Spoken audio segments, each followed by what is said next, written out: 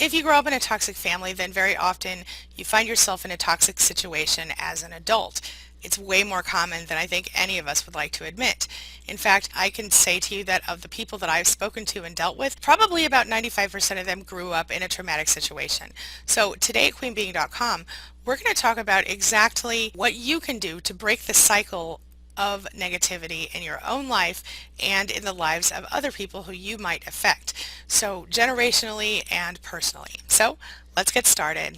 Closed captioning provided by Athena Moberg and CPTSDFoundation.org. I'm Angie Atkinson, and this is Toxic Relationship Rehab, where I help you discover, understand, and overcome toxic relationships. So if you want to take back your life, embrace your power, and become the best possible version of yourself, stick with me, hit that subscribe button, and let's get going. One of the things I talk about all the time at queenbeing.com is the love movement. Let's talk about what that is and what it means. During the years I've been researching and learning about narcissistic personality disorder, narcissistic abuse, and toxic relationship recovery, I've learned something significant. It all starts in childhood. I know, it sounds cliche, but hear me out. Nearly every single survivor of abuse is also a survivor of a toxic family environment in childhood. Strangely, this is also true for most toxic narcissists as well. Their damage just manifested differently than ours. As a parent, I know that there are some pivotal moments in a child's life and that we can have a significant effect on who they become. I also know that we can choose to raise our children in the way that we were raised, or we can choose to create something different for them.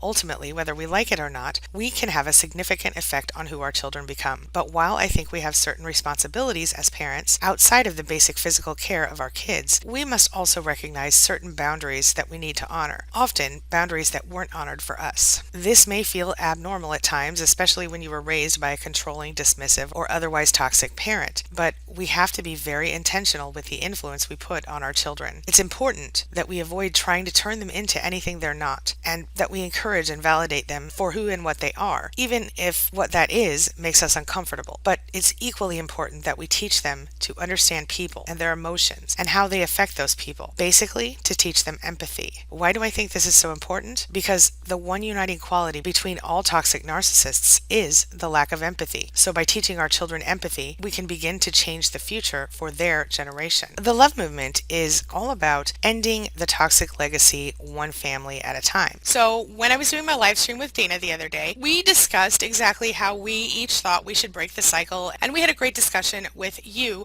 many of the people in our community. So I want to share with you a few pieces about that. So take a look. I had watched the series Russian Doll. Yeah. Series. So I watched the series, and one of the first things, of course, that I became aware of was that, and I don't want to give away too much, but essentially the main character lives the same day again and again until she kind of figures out what the right thing to do is. So she makes a lot of mistakes over the course of this time. And if you think back to the movie Groundhog Day, Bill Murray, same thing happened, where he would wake up in the morning and it would be the same day over and over again until then he made all these mistakes, and then eventually he made the right choices and life started up again for him. So I kind of found this to be a good analogy to what we deal with, whether we're talking about in generational cycles where we come from toxic people and we create toxic people, or we're talking about just in our day-to-day lives where we kind of repeat the same patterns again and again and nothing changes. So I thought this would be a really great way for us to start off today talking about how we can change those repeating patterns that don't benefit us in our lives. So Dana, what are your thoughts on this? I think this is such a fantastic topic, and it's such a game changer. Once we start realizing that there are patterns there, I think the biggest challenge for so many of us is realizing that there is a pattern. And one of the challenges with that is sometimes we can, like if we're dating people, let's say, for example, we might have one really problematic person and then two or three that are fine, not so bad, and then maybe another one that's really problematic, and they all come across in different ways too, the problematic people. So it can be difficult to see, like, okay, there actually is a pattern here, and instead what we tend to default into thinking is we just think that we're attracting this because it feels like a hit and run accident every single time, like, oh my gosh, I can't believe I have another abusive or toxic person in my life. How does this keep happening to me? I think through a lot of the these videos, talking to other people, starting to see, oh my gosh, this is how I keep finding myself staying. This is the thought process, the dysfunctional programming that we have, that we're not seeing a lot of these signs early on. And once we start seeing it, it's awesome. You can't unsee it sometimes. Yeah. But I think personally for me, it's the breaking of the cycle started with understanding my personal value in the world, because I didn't really see myself as a person who had any value for many years. And when I started to understand that and create my own boundaries and stand behind them and defend them up to a point, that's when I started to go, I don't really deserve this treatment. I'm not going to accept this in my life anymore. And that's when, everything sort of started to change for me, where I didn't just assume the worst of myself anymore, and I didn't accept abuse anymore. Yeah, that's a huge thing. Again, this stuff is really not taught.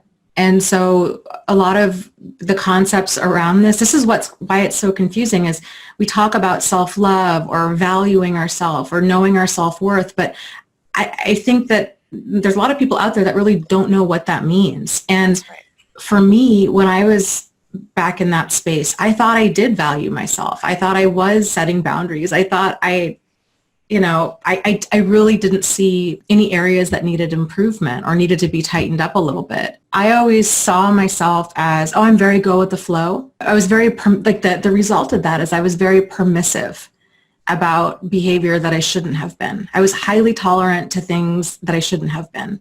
Overly understanding. So if somebody was inappropriate, rude, demanding, critical, I oftentimes didn't necessarily internalize it, but I just thought, they're just having a bad day, or, they've got stuff in their life, or, whatever. But it never really dawned on me to start distancing myself from hurtful people.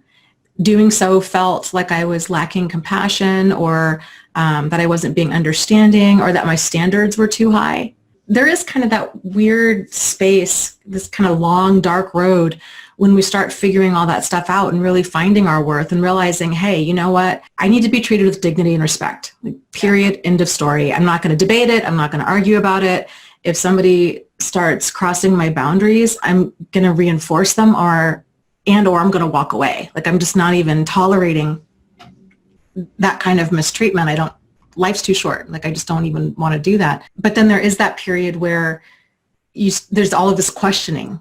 Am I being unreasonable? What if there is no perfect person out there? Are my standards too high? Especially if we have other people around us telling us they're excusing the other person's behavior and they're justifying it. So it can really be a challenge to, like you were saying, find our self-worth and hold on to that and get validation from within, instead of listening to the peanut gallery around us saying, this is just how men are. This is just how women are. This is just how dating is, or they didn't mean it, or they had a bad childhood, or whatever. Realizing it doesn't matter. That's not okay with me. Right. So, yeah. Right. Making those excuses for people. I did the same thing. I made excuses for people for years, for everything. If they treated me badly, I would try to not take it personally. Of course I did anyway, but I would try not to. And I would try not to basically react in a negative way. I did everything I could to try to uplift whoever was in my life. That was great, except that they didn't return the favor, and that became apparent to me eventually. But what I went through when I finally went, no contact with my first narcissist, you called it a long, dark road. And for me, it was like an existential crisis, Yeah. All the things I thought I believed, I had to rethink. Did I really believe those things or not? Going through that sort of thing, that's what helps us to break the cycle. Going through the deep inner work and understanding what we're dealing with and who we're dealing with and all of that, when we're talking about not just them, the toxic people, but also, ourselves, dealing with ourselves. I like to think of it also as like a tunnel, it's a dark tunnel, it's long, but somewhere there at the end, if we keep going, we get that light, and then we're able to really turn it all around if we choose to. But I also know that it's very easy to stay stuck in the cycle, whether we get involved with other people again or not. I can't tell you how many people that I've spoken to who are just almost continuing the cycle on behalf of the toxic people, even if those people aren't in their lives anymore. They continue to self-abuse. Almost. Their head keeps going. They keep hearing, you're not good enough, you're never going to succeed, everything's going to be terrible. And then when they step outside of that and they look, they go, yeah, I was basically, it's kind of like remnant voices of the past in their head. Yeah. That's a big thing too, when we can get to that place, especially if we were told that kind of stuff as a child, if we had a really critical or fault-finding parent, even if they were well-intended, to view that behavior, because through the child's eyes, we take their words at face value. Yes. And we're very quick to just think that they're telling the truth and that what they're saying is a reflection of us or a reflection of our decisions. But we can step into that healthy adult place and see their behavior as a reflection of them. And this was all of their fears and insecurities and unresolved baggage at play that was spilling out onto us. And we can go back. I mean, it's such a game changer when we can realize that, like, oh my gosh, here I've been listening to this person who is so controlling and fear-based in the way that they view the world and trying to talk me out of ever doing anything that I wanted to do. And I don't have to listen to this. Like, I'm listening to all of their like pathology and I don't need to, I can go find other people that are more empowering and that are on the same path, that have achieved the same goals or headed in that direction, and turn to those people for support and advice. Right. I think at the end of the day, it's more about kind of figuring out, what works for us and what we want in our lives and what we don't. If we're staying around in a problematic or toxic situation, trying to kind of figure out, like, well, what am I dealing with? Is this a covert narcissist, or is this a sociopath, or is this person borderline? If their behavior doesn't work for you, it doesn't work for you. Right. I just think that's important to know. Because a lot of people do that, and I get it. I was there too. Like, they get caught up in thinking like, well, but if this person's quote unquote like just have a borderline personality disorder, then maybe they can get treatment, maybe they can be changed, maybe they can down the road be the person that I need them to be, and on, and that's a problem. Yeah, for sure. You're right. We get caught up in it, and not only do we get caught up in it, but we stay there sometimes. I see people say to me all the time, like, what if they're not a narcissist? Yeah. What if they're not a psychopath or whatever? Well, what if they're not? Does it really matter if they're being toxic to your life, if they're causing more harm than good in your life? If every time you spend time with them, you feel like you can't breathe, or you feel like you can't be yourself, or you're not, you dread when they come home. That's toxic, my friend. It doesn't matter beyond that, I think. I don't think the diagnosis is really that relevant. I think it's about finding people who you don't feel horrible around every time you spend time with them, ultimately. A large percentage of us could acknowledge that on some level, we ended up with people, or we may have ended up with people who were narcissists because something was toxic about our childhood, whether it was just your parents worked too much and you were emotionally neglected, or worse. I had a client recently who didn't have a bad childhood as far as she was concerned, but when we kind of started to talk about it, it turned out that there were several kids in the family. Dad had to work a lot. Mom had her own issues, so she wasn't getting a lot of parental validation. It wasn't like it was so terrible, but she felt, I think, like she was always looking for validation as she went forward. And of course, at the very beginning, what do narcissists do? They over-validate. They put us on a pedestal during that idealization phase, the love bombing thing, right? So that's probably why that person ended up in that situation. It's not to talk bad about your parents. It's not to tear anyone down, but I think on some level, almost all of us could look into our childhood and say, oh, maybe it did start here. Maybe my inability to validate myself started here, or maybe I didn't feel unconditionally loved, or maybe much worse. And maybe we can already know and identify what the issue was. But I do think that this cycle does not start in our own lives out of the blue. I think there's almost always a precursor to it, and many times that comes out of childhood. I agree. I think it does. We tend to learn these basic patterns of how to relate to other people, how to perceive ourselves in childhood. Absolutely. And again, this stuff's not taught. So, I have yet to come across a person who is truly healthy, balanced, well-adjusted, and that has healthy boundaries. I've met a lot of people that I would say, oh, this person seems so like healthy and well-adjusted, but then you start spending time with them and they don't have healthy boundaries. They still have a lot of that toxic programming that we're all fed about, yes. Oh, love conquers all, commitments forever, forgive and forget, those kinds of things. That without the context of how to be self-protective and how to have healthy boundaries, those platitudes are really dangerous and can land a person into all kinds of problematic situations. Absolutely. I have a super chat from the fashion family who says, I tell my 7-year-old your advice constantly. You're worthy, enough, smart, kind, wonderful, important. She now feels love and validation like never before. And I think that's amazing. That's how I treat my children as well, because the fact of the matter is, if we can start in childhood with our own children, we can break the cycle for them. You know, Yes. We can break the cycle for ourselves as well in that process. This is something that I think a lot of people don't think about because they think, oh, it's a cycle for me, right? Yes. Like I have this pattern in my life, not realizing, oh my gosh, I've actually been role modeling a lot of these behaviors. My children have been seeing these different relationships. And so this is how this thinking is passed down. This is how this cycle continues. And so making it a point to talk to children about healthy boundaries and standards and deal breakers, and that you don't have to be friends with everybody. That if somebody's being mean to you, then that's not a friend. How to be assertive and how to say no and how to be tactful and how to realize what we have control over and what we don't have control over. And when certain behavior is manipulative, and that it's okay to set boundaries, and that our compassion, you know, an act of compassion is only complete if it includes ourselves, not sinking ourselves to save other people, and letting them know, you know what, hey, the world is full of a lot of this well-intended bad advice. Yeah. And it's really important that you know where your boundaries are with things and to not let other people, even if they're well-intended, even if it's us or you or whoever, to somehow accidentally knock you off course. Like you've got to be able to get grounded enough in yourself to know what is right for you, what's nourishing for you, and what's toxic for you. Because at the end of the day, you're the one that has to live with those decisions. That's right. When you say, look, this is it, I'm done, I'm leaving. And they go, I'm so sorry, I didn't realize I was causing this much pain, or I know I was horrible, but I'll do better. And then you see the changes start to happen and you go, oh my gosh, you know, let me tell you something. My ex-husband was a perfect angel for the last week I lived with him, because for all the time leading up to that point, he had treated me horribly. And then I said, I'm leaving in a week. And so what do you think he did? He was suddenly the ideal husband for that whole week. He was perfect.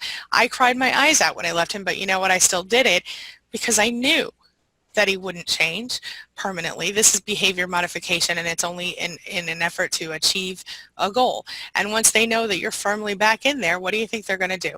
They're going to go back to the regular old stuff, maybe faster than you expect. Dana and I have talked about this before, where, you know, if you really feel like you want to give them another chance, that doesn't mean you have to live with them while you do it. You know, you can say, look, I'll tell you what, let's take 3 months apart. Let me see that you're behaving, but this is actually what I did with my ex-husband. Let me see that you're behaving better. Let me see that you're meeting XYZ goals, whatever it was. Get some counseling, whatever, and then we can talk. Well, of course, my ex-husband did none of the things he promised, and boom, he's now my ex-husband. If you feel worried that they might change, then try a trial period like that. But don't stay in the relationship and expect it to stay good. And Dana, I think you suggested more time than that. You said 3 to 5 years or something. I think it's really important people get clear on their deal breakers. Abuse of any kind is extreme behavior. I'm a big fan. This is not workable. Like, this is so deeply dysfunctional. They'd have to really want to change, and even still, it would take weekly therapy for years, if not decades, to even see the needle move, because that's how they've always been. So it's very difficult. It's not just how they are with you. Their behavior is a reflection of their mindset and all of this unresolved stuff within them that forms their personality. So it's woven throughout the fabric of their very being. And, you know, I think the only way I can even start to compare this to people is if you think about us healing from all of this stuff and learning about assertive communication, boundaries, standards, deal breakers, self-love, all of this stuff.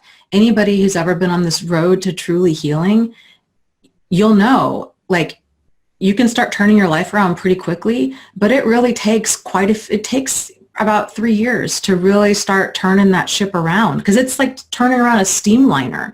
I mean, it's not a quick thing, and you're going to keep having these moments of, oh my gosh, I slipped into this old pattern. I wish I would have done this differently.